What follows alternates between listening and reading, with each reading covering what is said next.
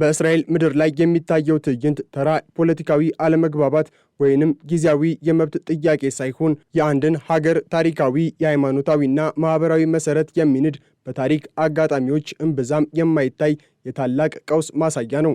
ትላንት ምሽት በዳኛ ነአም ሶልበርግ መኖሪያ ቤት ላይ የተፈጸመው አሰቃቂ ጥቃት እስራኤል ለብዙ አስርት ዓመታት በውስጧ ስታፍነው የቆየችው የእሳተ ገሞራ ፍንዳታ በይፋ መፈንዳቱን ያበሰረ ክስተት ነው። ይህ ክስተት ሀገሪቱን ወደማይመለስበት የውስጥ ግጭት አዘቅት ውስጥ የገፋት ሲሆን ጠቅላይ ሚኒስትር ቤንያሚን ኔታንያሁም በታሪካቸው ታይቶ በማይታወቅ ሁኔታ የብረት ጡጫና ጠንካራ መስመር የተባለውን እጅግ የከረረ ማስጠንቀቂያ እንዲያወጡ አስገድዷቸዋል። ይህንን እጅግ አደገኛ የቀውስ ደረጃ የኔታንያሁን ስጋትና የእስራኤልን የወደፊት ዕጣ ፈንታ በዝርዝር እንዳስሳለን። በእስራኤል ፖለቲካዊ ሰማይ ስር የተከማቸው ጥቁር ደመና ወደ ምድር ወርዶ ታላቁን መከራ ማዝነብ የጀመረው በይሁዳና ሰማሪያ ግዛት በሚገኘው ሰላማዊዋ አሎን ሸቡዝ መንደር ነው። እዚህ የእስራኤል ጠቅላይ ፍርድ ቤት ምክትል ፕሬዝዳንት የሆኑት ዳኛ ነአም ሶልበርግ መኖሪያ ቤት የጥላቻና የጽንፈኝነት መናኸሪያ ሆነ። በመቶዎች የሚቆጠሩ የሃሪዴ ወይንም አልትራ ኦርቶዶክስ ጽንፈኛ ወጣቶች የዳኛውን መኖሪያ ቤት ከበውት የነበረው ትዕይንት ከአንድ ሰላማዊ ተቃውሞ ይልቅ የታጠቀ ወራሪ ኃይል የሚፈጽመውን ጥቃት ይመስል ነበር። ወጣቶቹ በዳኛው ቤት ላይ ድንጋይ ሲያዘንቡ፣ የመስኮት መስታወቶች ሲከሰከሱና የቤተሰቡ መኪና ሲደቆስ በእስራኤል ዴሞክራሲ ላይ ትልቅ ቀዳዳን እየተበሳ እንደነበረ ግልጽ ነው። ይባስ ብሎም ወደ ቤቱ ጥሰውን ለመግባት ያደረጉት ሙከራና በቤቱ ዙሪያ የተበተኑት የእስራኤል ባንዲራ ከናዚ ስዋስቲካ ምልክት ጋር የተቀላቀለባቸው ካርዶች የቀውሱን ጥልቀትና የሞራል ውድቀት የሚያሳዩ ነበሩ። የዳኛው ባለቤት ወይዘሮ ሜራ ሶልበርግ በጥቃቱ ማግስት በሰጡት በእንባ የታጀበ መግለጫ ይህ ፓግሮማ ነው፣ ይህ ክሪስታል ናክት ነው ማለታቸው በሁለተኛው የዓለም ጦርነት ወቅት አይሁዶች በጀርመን በደረሰባቸው ጭፍጨፋ የተሰማቸውን ስሜት ዛሬ በገዛ ሀገራቸው መስማታቸውን ያሳያል። አይሁድ በአይሁድ ላይ እንዲህ ያደርጋል የሚለው ጥያቄያቸው ዛሬ በእያንዳንዱ እስራኤላዊ ልብ ውስጥ የሚመላለስ የመሪር ሐዘን ድምፅ ሆኗል። ጠቅላይ ሚኒስትር ቤንያሚን ኔታንያሁ ለረጅም ዓመታት በስልጣን ላይ ለመቆየት ሲሉ ከሃይማኖታዊ ፓርቲዎች ጋር የፈጠሩት ጥምረት አሁን ትልቅ ፈተና ውስጥ ወድቋል። በዳኛው ላይ የደረሰውን ጥቃት ተከትሎ የኔታንያሁ ቢሮ ያወጣው መግለጫ ከወትሮው የተለየ ቁጣ የተቀላቀለበት ነበር። ኔታንያሁ የሕግ አስከባሪ አካላት በአመፀኞቹ ላይ ጠንካራ መስመር እንዲከተሉ ያዘዙት ሁኔታው ከቁጥጥር ውጪ መውጣቱን ስለተረዱ ነው። ይህ የኔታንያሁ ትዕዛዝ ሁለት ትርጉም አለው። በአንድ በኩል የሀገሪቱ የፍትህ አካላትና ዳኞች ጥበቃ ካላገኙ የሀገሪቱ ዲሞክራሲያዊ መዋቅር እንደሚፈርስ ያውቃሉ። በሌላ በኩል ደግሞ በሀገሪቱ ውስጥ ያለው ዓለማዊው ማህበረሰብና ወታደራዊ ግዳጅ የሚፈጽሙ ዜጎች መንግስት ለሃይማኖት አክራሪዎች የሚያሳየውን ለስላሳ አቋም ዳግመኛ እንደማይታገሱት ተረድተዋል። ኔታንያሁ ለዳኛ ሶልበርግ በስልክ ደውለው ደህንነቶ እንዴት ነው ብለው መጠየቃቸውና ክስ እንዲመሰርቱ ማበረታታታቸው መንግስት ከእንግዲህ ለሃይማኖታዊ አመፀኞች ፊት እንደማይሰጥ ለማሳየት የተደረገ የፖለቲካ ምልክት ነው። ሆኖም ይህ ማስጠንቀቂያ በገቢር ምን ያህል ውጤታማ ይሆናል የሚለው ጥያቄ አሁንም አጠራጣሪ ነው።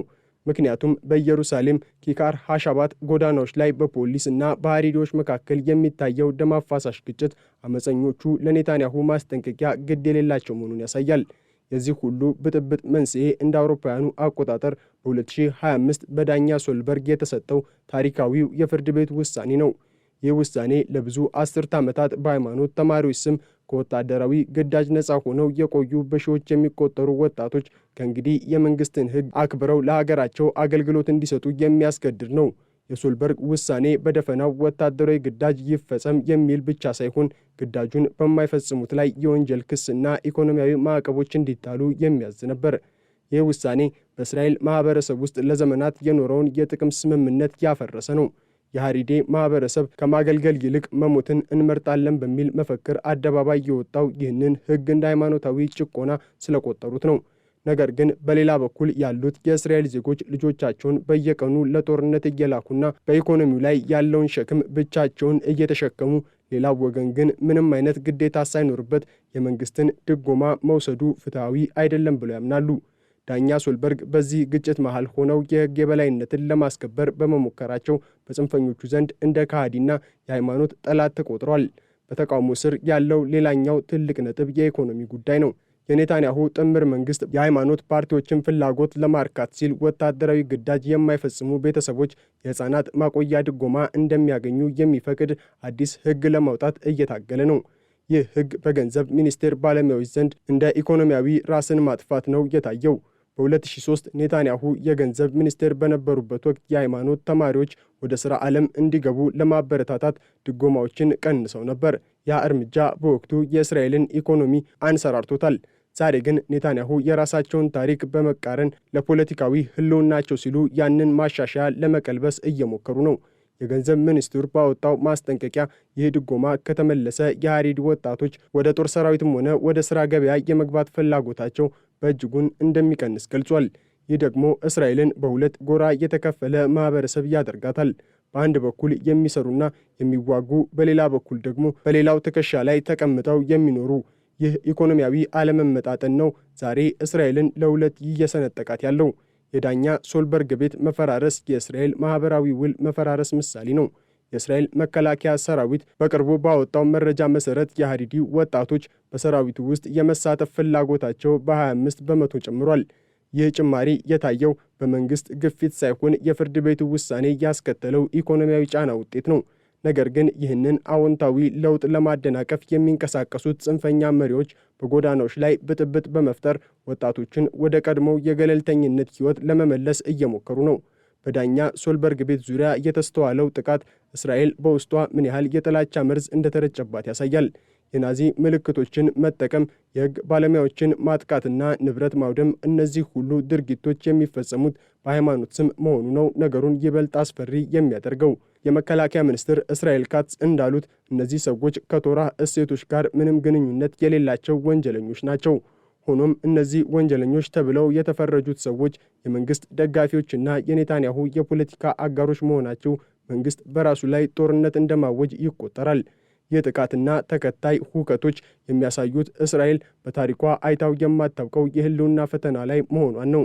የዳኛ ናአም ሶልበርግ ቤት መቃጠል እናም መፈራረስ የሀገሪቱ የፍትህ ስርዓት እና የጋራ እሴት መፈራረስ ምልክት ነው። ጠቅላይ ሚኒስትር ኔታንያሁ የሰጡት ጠንካራ መስመር የመከተል ማስጠንቀቂያ ምናልባትም ሀገሪቱን ከእርስ በርስ ጦርነት ለማዳን የተደረገ የመጨረሻ ሙከራ ሊሆን ይችላል። ይሁን እንጂ ይህ ቀውስ በፖሊስ ኃይል ወይንም በማስጠንቀቂያ ብቻ የሚፈታ አይደለም። እስራኤል በሁለት ተጻራሪ እሴቶች መካከል ትገኛለች። በአንድ በኩል ዘመናዊ ዲሞክራሲያዊና ወታደራዊ ግዳጅን መሰረት ያደረገች ሀገር፣ በሌላ በኩል ደግሞ በሃይማኖታዊ አክራሪነት የታጠረችና ከዘመናዊው ማህበረሰብ ጋር ለመዋሃድ ፈቃደኛ ያልሆነ ማህበረሰብ። ኔታንያሁ አሁን የያዙት አቋም ከሃይማኖታዊ ፓርቲዎች ጋር ያላቸውን ትስስር የሚበጥስ ከሆነ መንግስታቸው መውደቁ አይቀሬ ነው። ነገር ግን መንግስታቸው ቢወድቅ እንኳን እስራኤል እንደ ሀገር የመቀጠል አቅሟ የሚወሰነው ዛሬ በዳኞችና በሕግ ተቋማት ላይ የሚሰነዘረውን ጥቃት እንዴት በጽኑ ትመክታለች በሚለው ላይ ነው። በተጨማሪም በዳኛው ቤት ላይ የተፈጸመው ጥቃት በእስራኤል ውስጥ ላለው ለእያንዳንዱ ዓለማዊ ዜጋ ከፍተኛ ስጋትን ፈጥሯል። የመንግስት የጸጥታ ኃይሎች በሐሬዲ ሰፈር ውስጥ ሕግን ለማስከበር ሲሞክሩ የሚገጥሟቸው ተቃውሞ ሀገሪቱ በውስጧ መንግስት የሌላቸው ግዛቶችን እየፈጠረች መሆኗን ያሳያል።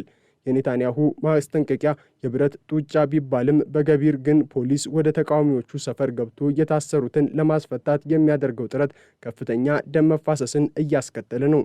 ይህ በእስራኤል የመከላከያ ሰራዊት ውስጥ የሚያገለግል ወታደሮች እኛ ጠላትን ስንከላከል በሀገራችን ውስጥ ያለው ጽንፈኝነት ቤታችንን እያፈረሰ ነው የሚል ተስፋ መቁረጥ እንዲሰማቸው እያደረገ ነው። ይህ ስሜት ደግሞ የሰራዊቱን ሞራል በመንካት የሀገሪቱን ብሔራዊ ደህንነት አደጋ ላይ እየጣለ ነው። የኔታንያሁ የካቢኔ አባላትም ቢሆኑ በዚህ ጉዳይ ላይ ክፉኛ ተከፋፍለዋል። የፍትህ ሚኒስትሩ ያሪቭ ሌቪን ምንም እንኳን የፍርድ ቤት ማሻሻያው ደጋፊ ቢሆኑም በዳኛው ላይ የተፈጸመውን ጥቃት ማውገዛቸው ሁኔታው ከፖለቲካዊ ርዕዮተ ዓለም በላይ መሆኑን ያሳያል። ሌቪን ይህ በግራ ዘመሙ ተቃዋሚዎች የተጀመረው አመፅ አሁን ወደ ሌላው ወገን ተጋብቷል በማለት የሰጡት አስተያየት የእስራኤል ፖለቲካዊ ንግግር ምን ያህል መርዛማ እንደሆነ ያሳያል። በሌላ በኩል ደግሞ እንደ እስራኤል ካትዝ ያሉ የመከላከያ ሚኒስትሮች ለሰራዊቱ ያላቸውን ድጋፍ ለማሳየት በሐሬዲ አመፀኞች ላይ ጥብቅ እርምጃ መወሰድ አለበት የሚል አቋምን ይዘዋል።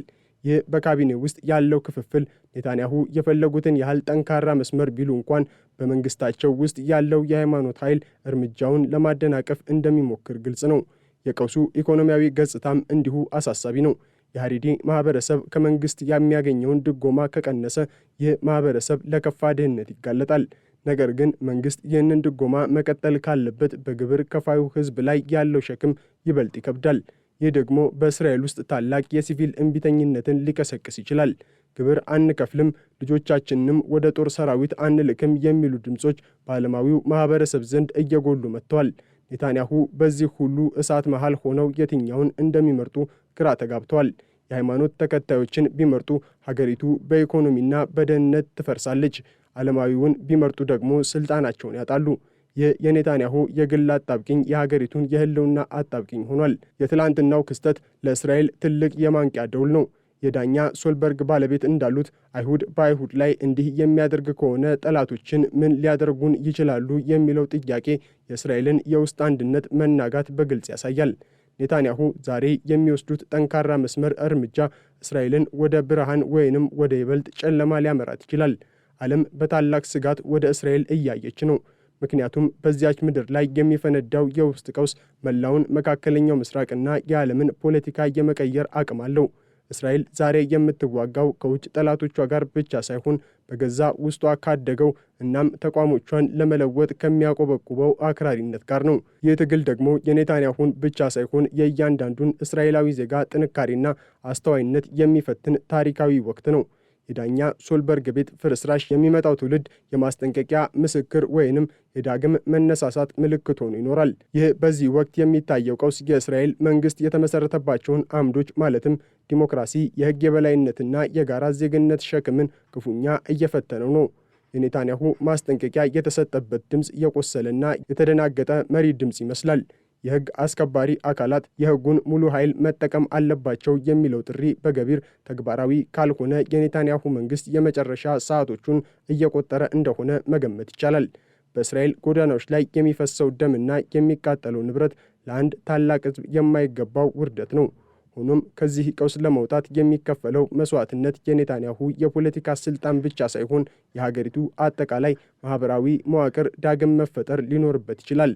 እስራኤል አሁን ያለችበት የቀውስ ደረጃ የህልውናዋን መሰረት የሚፈትሽ እንጂ ተራ የፖለቲካ ሽኩቻ አይደለም። ኔታንያሁ የገለጹት ጠንካራ መስመር የአንድን ሀገር ህልውና ለመታደግ የሚደረግ የመጨረሻው የሞት ሽረት ትግል ነው። የእስራኤል ወደማይቀለበስ የታሪክ ምዕራፍ እየተሸጋገረች መሆኑንም የሚያሳይ ነው። የዳኛ ሶልበርግ ሰቆቃ የብዙ ዳኞችና የህግ ባለሙያዎች ስጋት ነው። የኔታንያሁ ማስጠንቀቂያ ደግሞ የሀገሪቱ አስተዳደር በቁጥጥሩ ስር ያሉትን ኃይሎች ለመቆጣጠር የሚያደርገው ደካማ ሙከራ ሊሆን ይችላል። የቀውሱ ደረጃ ቀይ መስመርን አልፏል።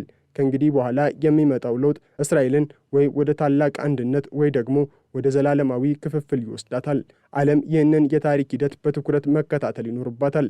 ምክንያቱም የእስራኤል መውደቅም ሆነ መነሳት ለዓለም ዲሞክራሲና የህግ የበላይነት ትልቅ ትምህርት የሚሰጥ በመሆኑ ነው።